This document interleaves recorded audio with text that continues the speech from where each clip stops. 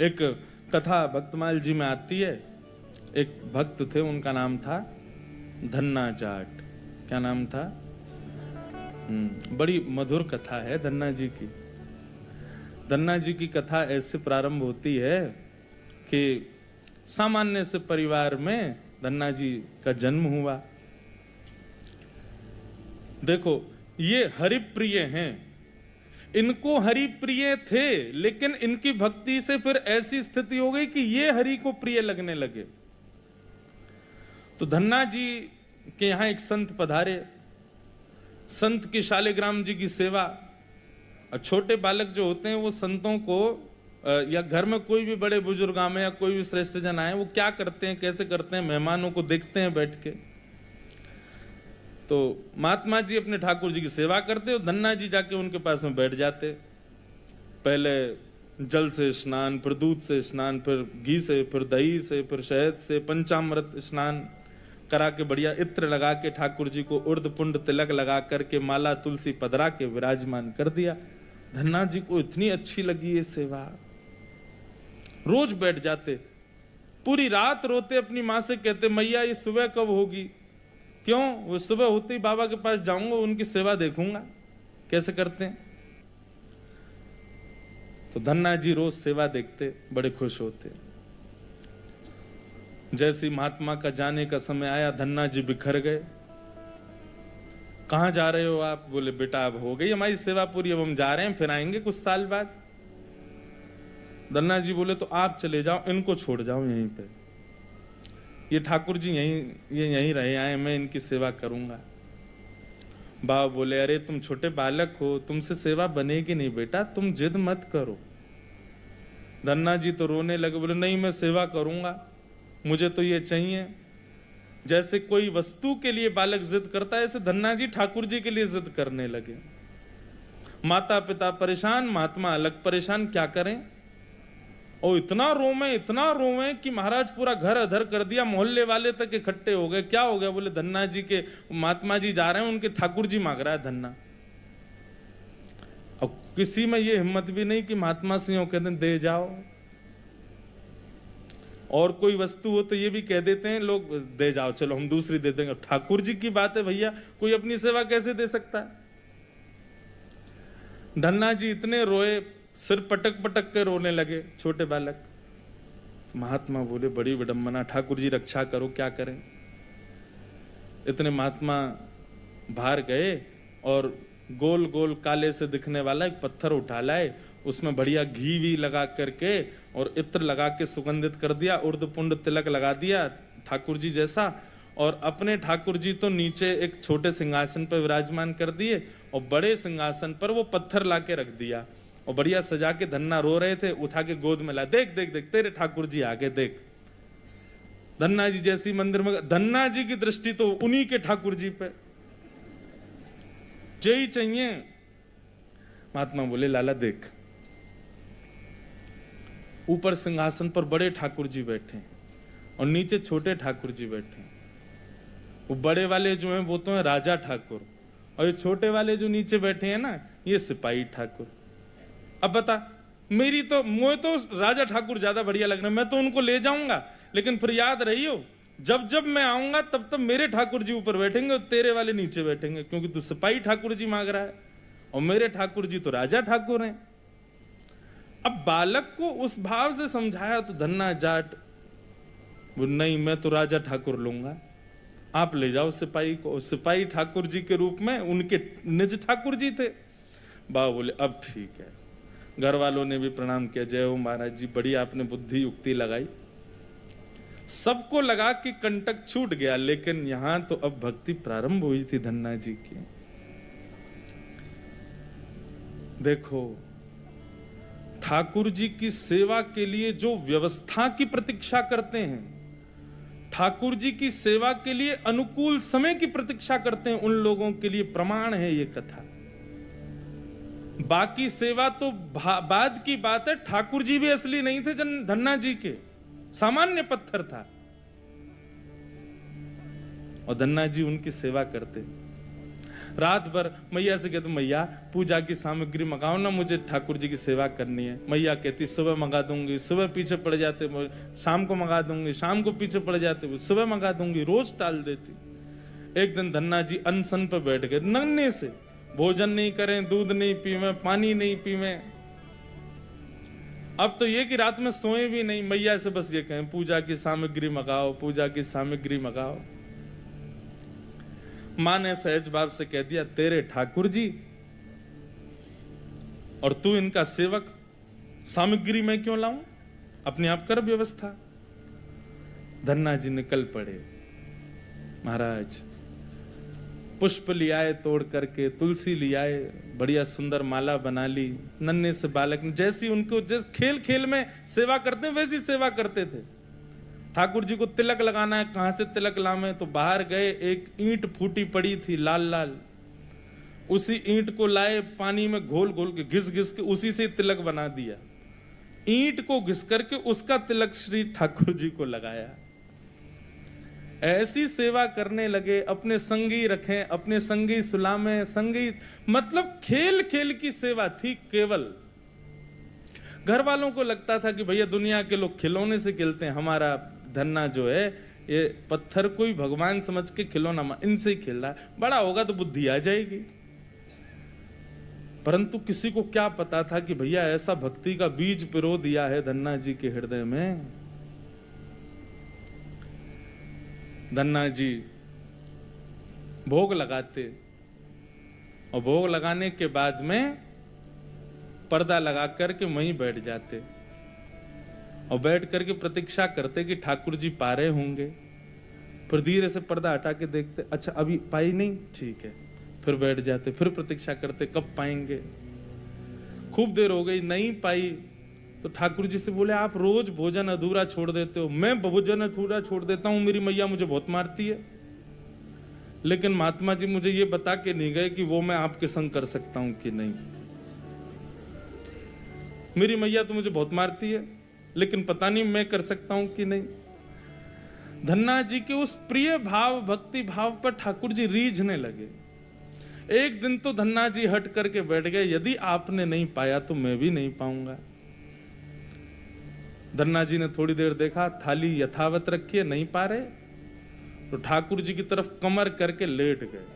तो ठीक है, तो आज मैं भी भूखा सोऊंगा। इतने में ही जैसे उंगली को कोई जोर से चाटे तो चट चट आवाज आती है ना, ऐसी चाटने की जोर जोर से आवाज आने लगी। धन्ना जी बोले ये चप चप खा कौन रहा है, और ये ऐसे चटकारे ले ले करके कौन उंगली चाट रहा है। जैसे ही पर्दा हटा करके देखा तो नील माधव भगवान बैठ करके धन्ना जाट की उस थाली में से प्रसाद पा रहे थे। दर्शन किए जब श्याम सुंदर के, मोहित हो गए। ऐसा नील वरण ठाकुर जी का कटाक्ष नेत्र, बढ़िया सुंदर घुंघराले केशों की गूंद बना करके उसमें मोर पंख लगा रखा है। जैसे धन्ना जाट छोटे वैसे ठाकुर जी भी छोटे से नन्हे से गोपाल जी आ गए। और जैसे मानो पूरे हाथ में सान लेते हैं ना सब्जी छोटे बालक, ऐसे ठाकुर जी ने माखन मिश्री और सारी सब्जी सान रखी है और खूब प्रेम से चाट चाट करके पा रहे हैं। धन्ना जाट बड़ा प्रसन्न हो गया, बोले आप तो बड़े प्यारे हो, आज आप प्रत्यक्ष मेरे सामने आ गए। ठाकुर जी धीरे धीरे अब धन्ना जाट के सखा बनने लगे। धन्ना थोड़ा बड़ा हुआ, गऊ चराने, बछड़ा बछिया चराने जाता तो अपने शालिग्राम, जो शालिग्राम थे ही नहीं, सामान्य पत्थर थे, उनको सजा धजा के बढ़िया अपनी जेब में धर के ले जाता। रास्ता भर उनसे बात करता, नीचे वृक्ष के नीचे बैठ करके ठाकुर जी, अब कोई नहीं है ठाकुर जी प्रकट हो जाओ, तो ठाकुर जी प्रकट हो जाते, धन्ना के साथ प्रेम से पाते। बंधुओं देखो इस कथा से क्या समझ में आ रहा है, धन्ना जी के भीतर ऐसा कौन सा गुण है जिस पर ठाकुर जी रीझ रहे हैं। दीनता। कल हमने एक सूत्र लिया था भक्ति में, अविचार। भगवत भक्ति में विचार नहीं करना है, जो करना है सो करना है। मन में बात आ गई तो बस ठाकुर जी को प्रस्तुत होनी चाहिए। पहला सूत्र। भक्ति का दूसरा सूत्र है दीनता। जितने सीधे, जितने दैन्य, जितनी दीनता में ठाकुर जी की भक्ति में रहोगे, ठाकुर जी उतने प्रसन्न रहेंगे। जितने चतुर बनने का प्रयास करोगे ठाकुर जी के सम्मुख, उतने ही ठाकुर जी दूर भागेंगे। जितना हो सके दीन रहो। ठाकुर जी की भक्ति में किसी भी प्रकार की चतुराई नहीं होनी चाहिए। दीन। धन्ना जी उन्हीं ठाकुर जी को लेकर के चले गए। ठाकुर जी आज बोले, धन्ना तू तो मेरी बड़ी सेवा करे, पर मेरा भी मन करे कि मैं भी तेरी सेवा करूं।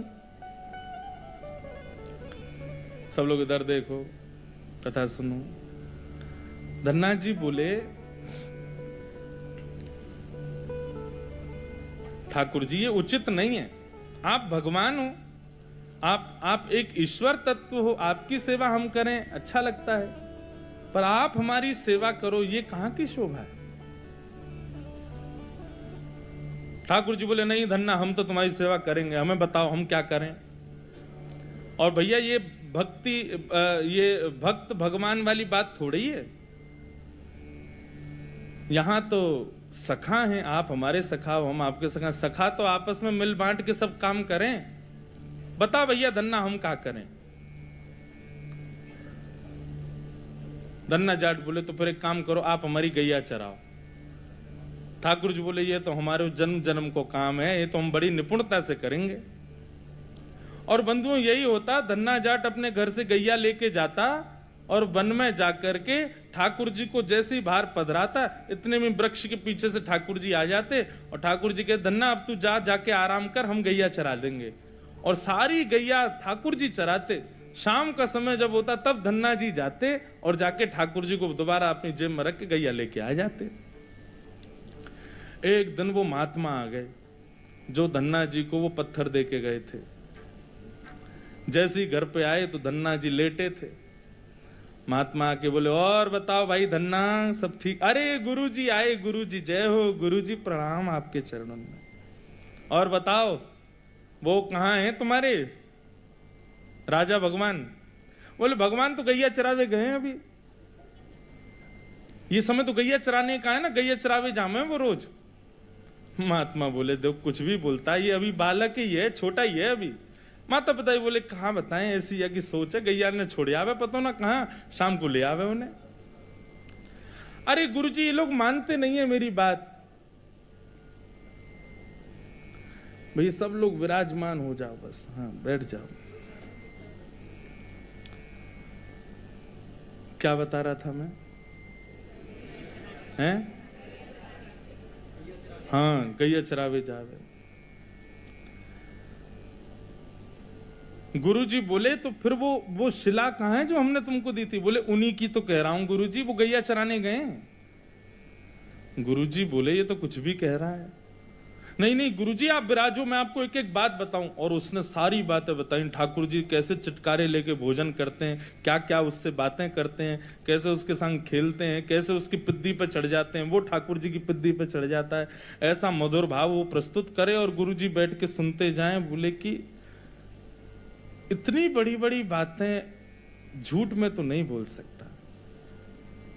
बोले, गुरुजी मुझे पता है, माता पिता की तरह आप भी मुझ पे भरोसा नहीं कर रहे हो, आपको नहीं विश्वास, चलो मैं दिखाऊं आपको। अभी मेरे ठाकुर जी गैया चरा रहे हैं।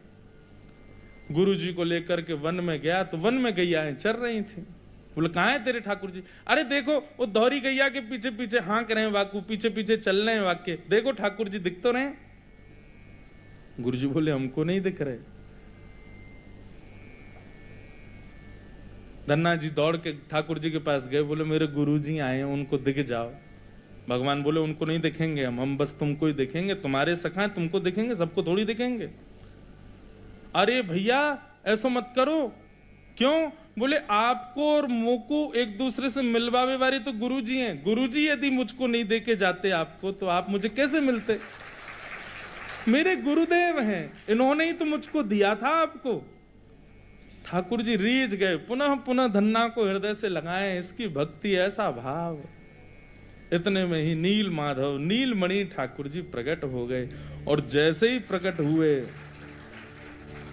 दूर खड़े गुरुदेव के एक एक रोम बिलखने लगा, रोने लगे और धन्ना के चरणों में प्रणाम किया। बोले हम सच्चे शालिग्राम से प्रकट नहीं कर पाए, तूने सामान्य पत्थर से प्रकट कर दिया ठाकुर जी को। हम अष्टयाम सेवा से प्रकट नहीं कर पाए और तूने सामान्य पत्थर घिस घिस के तिलक लगा के प्रकट कर दिया ठाकुर जी को। हम 56 भोग पधरा करके ठाकुर जी को प्रकट नहीं कर पाए, तू बेसर की रोटी खवा के ठाकुर जी को चटकारे दिलवाता है।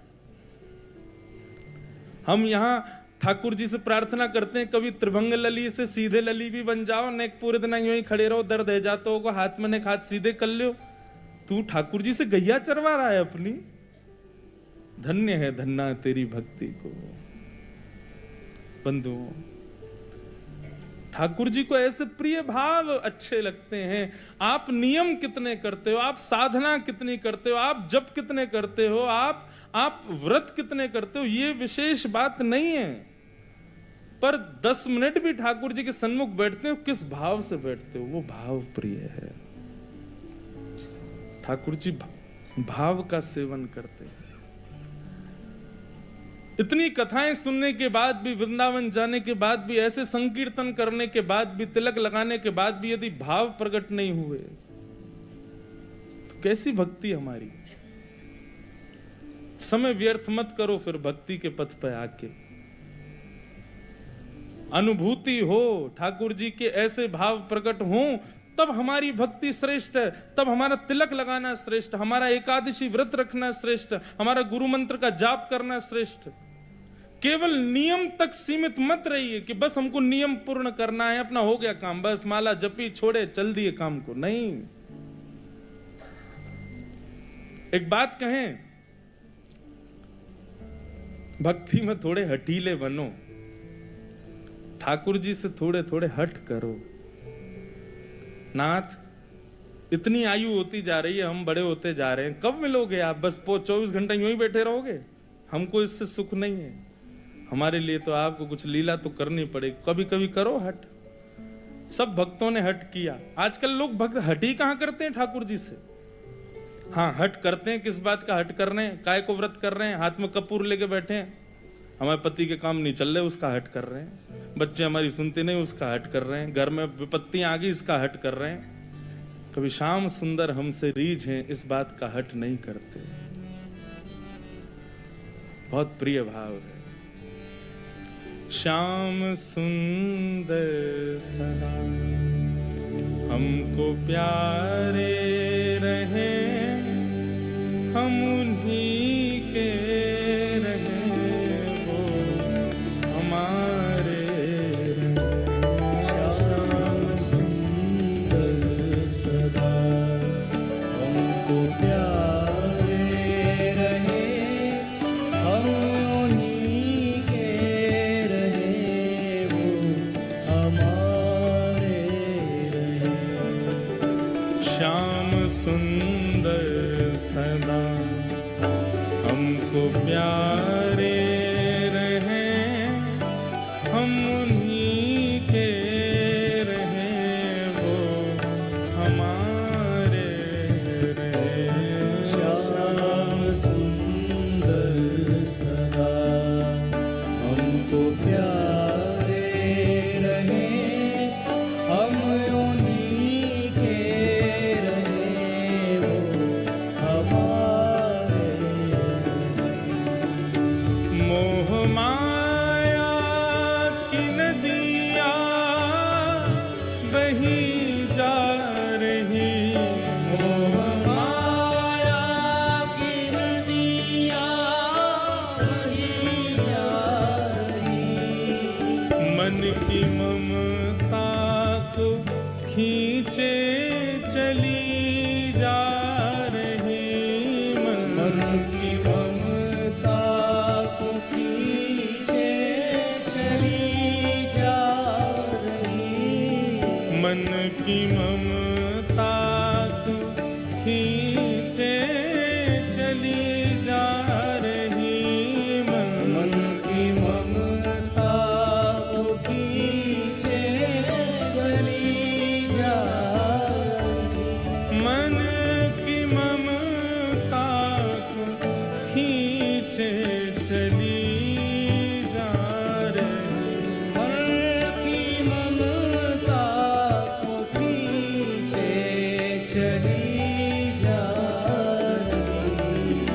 हम भंवर में रहें या किनारे रहें, हम उन्हीं के रहें, वो हमारे रहें। श्याम सुंदर सदा हमको प्यारे रहें, हम उन्हीं के रहें, वो हमारे रहें। हम उन्हीं के रहें, वो हमारे रहें। हम उन्हीं के रहें, वो श्री राधा रमण लाल की।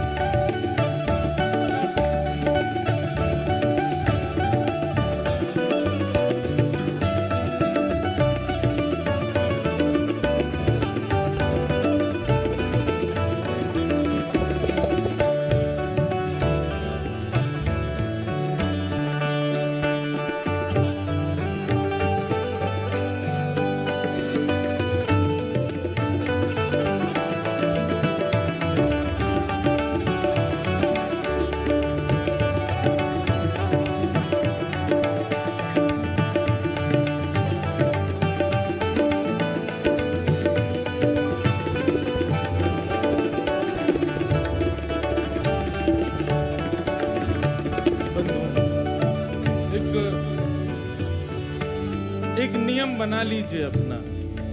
कोई और नियम आप करो ना करो आपके ऊपर है, पर हमारे हिसार आने की एक दक्षिणा हमको दे दीजिए। हमारी एक बात मान लीजिए, आज के बाद श्री राधा रमण जी से गैर संबंधी कोई भी वस्तु हो उसको स्वीकार मत करो। चाहे वो संबंध हो, चाहे वो भोजन हो, चाहे वो देखने की वस्तु हो, चाहे वो पान की वस्तु हो, चाहे वो ग्रहण पहनने की वस्तु, सब उस में बस ये भाव रख लीजिए, बस ठाकुर जी से संबंधी है तो हमारी है, नहीं तो हमारी नहीं। तजोरे मन हरि विमुखन को संग, जाके संग कुमति उपजत है, पड़त भजन में भंग। तजोरे मन हरि विमुखन को संग। वस्त्र ऐसे पहनो कि सब कहें कि हाँ भक्त है ठाकुर जी का। प्रसाद वही पाओ जो ठाकुर जी को निवेदित हो। देखो वही जो ठाकुर जी से संबंधी हो। सुनो वही जो ठाकुर जी के संबंध को प्रकट करता हो। हर वस्तु भगवत संबंधी स्वीकार करेंगे, ये नियम बना लीजिए। फिर भले ही आप व्रत ना भी कर पाओ चलेगा, फिर भले ही आप बाकी नियम ना भी कर पाओ चलेगा, परंतु इस नियम को स्वीकार करो। जिस डगर से मुरलिया की धुन आएगी, जिस डगर से मुरलिया की धुन आएगी, उस डगर पे उमरिया ये कट जाएगी, उस डगर पे उमरिया कट जाएगी। इस भाव का मतलब यही है, जिस पथ पर, जिस रास्ते में, जिस डगर में, जिस जीवन में कृष्ण संबंधी सब कुछ है, वहीं हम अपना जीवन व्यतीत करेंगे। बस जहां कृष्ण संबंधी चर्चा नहीं, कृष्ण संबंधी वस्तु नहीं, वहां नहीं रहना हमें। दर्शन को नैना तपे, वचन सुनन को कान, ओ मिलवे को हियरा तपे, हिय के प्राण गोवर्धन।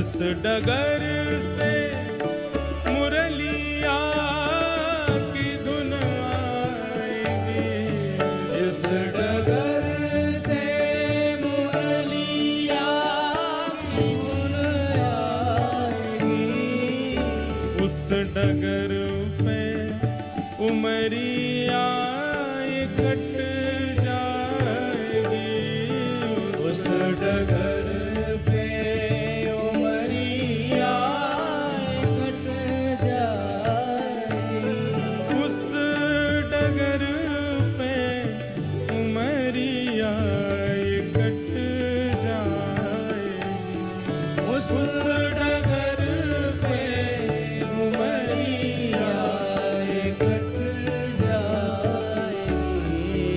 उनकी तस्वीर मन में बनाए रहे, हम उन्हीं के रहे, वो हमारे। श्याम सुंदर सदा हमको प्यारे रहे, हम उन्हीं के रहे, वो हमारे रहे। हम उन्हीं के रहे, वो हमारे। हम उन्हीं के रहे, वो हमारे रहे। उन्हीं के रहे, वो हमारे। हम उन्हीं के रहे, वो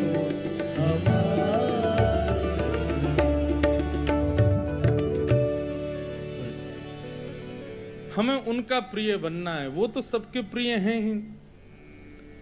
वो तो राक्षस भी जब उनको देखते हैं तो उनको भी प्रिय लगने लगते हैं, पर हम उनके प्रिय बने।